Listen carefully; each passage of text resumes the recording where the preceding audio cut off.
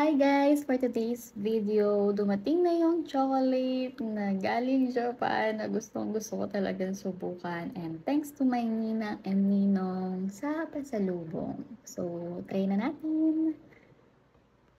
So, meron tayo dito macadamia na matcha. Ayan.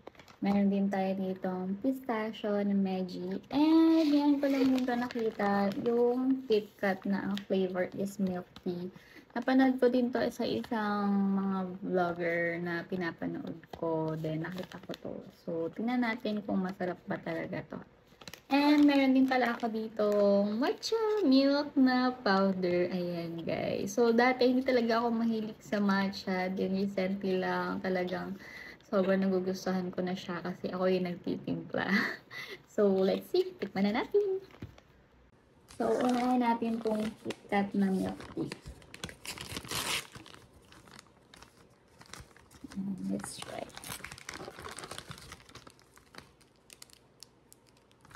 Medyo natunaw na siya kasi hindi ko siya nalagay sa ref last night.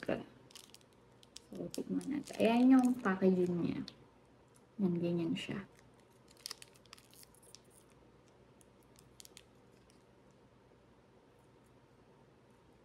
Amoy milk tea. Pero tingnan natin kung anong lasa. Color white siya. Yan, white chocolate. Taste test.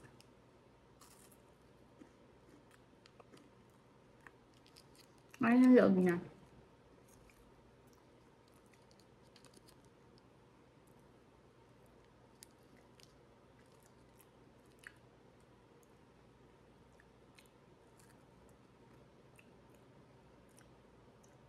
So, umpisa,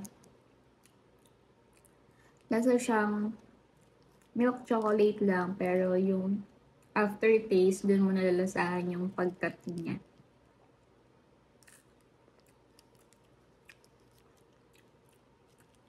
Not bad din kasi hindi siya ganon katamis.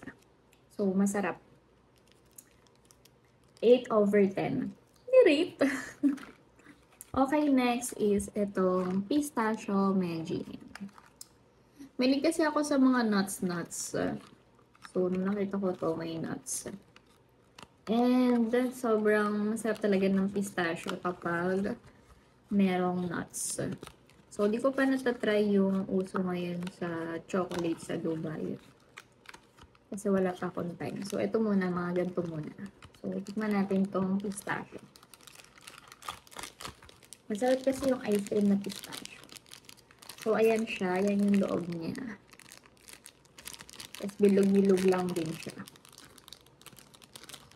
Wala natin. Ganyan lang siya kaliit, guys. Chocolate yung labas niya. And I think yung loob niya is pistachio nuts. Tikman na natin.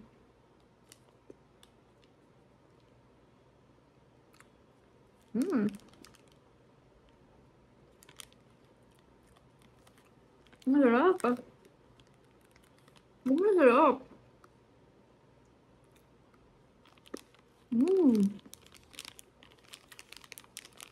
10/10. Sobrang sarap, guys. Saka ang dami niyang laman, no?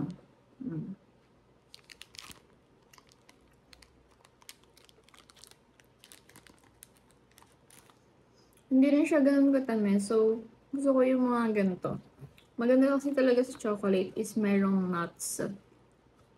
Para hindi masyadong sweet at hindi nakakaumay.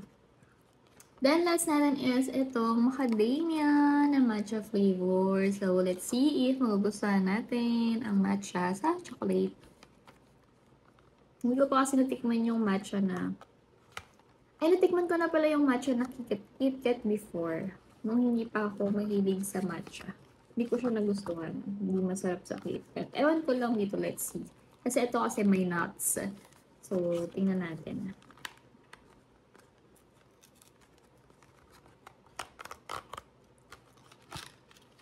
So, ayan yung laman niya, guys. Nakabalot lang din siya. Ayan. So, meron siyang 2, 4, 6, 8, 9 pieces sa loob. So, tikman na natin.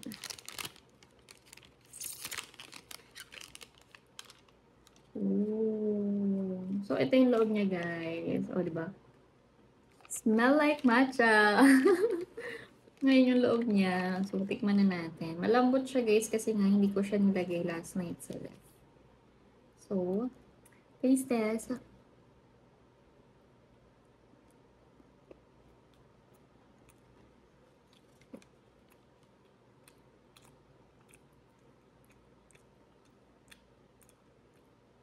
Mm.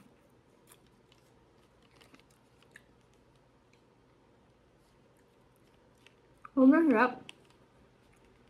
Yung lasa ng matcha niya is hindi siya masyadong overpowering. Like, hindi nakakaumay. And hindi rin siya yung feeling na parang ayaw mo. Masarap yung pagka-matcha niya. And sabay mo pa ng may nuts sa loob. Perfect. 10/10 for this. Ayun, ang ganda, diba? Feel ko, titipirin ko to ng mga ilang araw kasi grabe, guys. Fresh from Japan. So, thank you Nina and Ninong sa mga chocolates.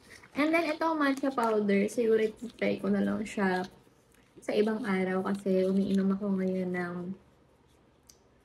fiber kung kine-cleanse yung aking skin. Kine-cleanse daw. Ayan, try ko na lang to sa ibang araw, guys. So, titikman ko kung anong difference niya sa ibang matcha na natitikman ko dito sa atin. So, yun lang, guys. Bye!